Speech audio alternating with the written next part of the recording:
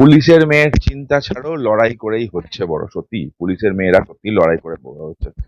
একটা ঘুষখোর দুর্নীতিবাজ বাবা যে তার মা স্ত্রীর ইজ্জত রক্ষা করতে পারে না, তার ছেলে মেয়েরা লড়াই করেই বড় হয়।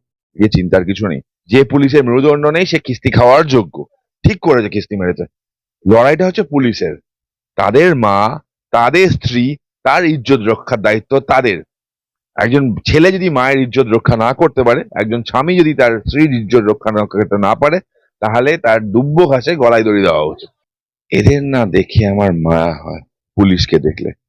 কেন বলছি? যে পুলিশ ধরো কাঁচা কিস্তি খেলো, মা স্ত্রী তারা রেপের থ্রেট পেলো, পুলিশকে বললো অফিসে গিয়ে পিটাবো।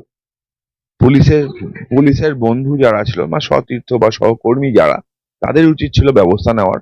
তারা ব্যবস্থা না নিয়ে চুপ থাকলো। কেন চুপ থাকলো জানো? তার জন্য কারণ আছে। এই এক ছাত্রনেতা দেখবে যে সাসপেন্ড হয়েছে, ছাত্রনেতা সাসপেন্ড হয়েছে কেন? অনুব্রতকে সাপোর্ট করেছিল বলে। এক্স্যাক্টলি, অনুব্রতকে সাপোর্ট করে সেই একটা কথা বললো, খুব ইম্পর্টেন্ট।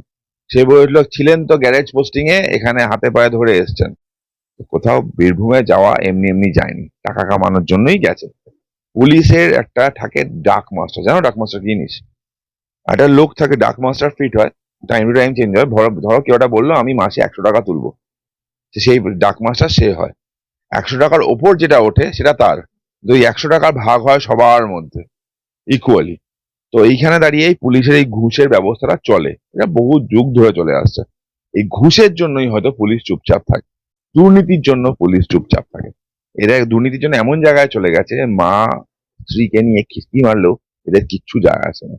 টাকা পেলে বাড়ির মা বোনকেও এরা হয়তো বেঁচে দিতে পারে। খুব খারাপ লাগে শুনতে, আমি ক্ষমা প্রার্থী, অনেক সৎ পুলিশ অফিসার আছেন, তাদের জন্য না।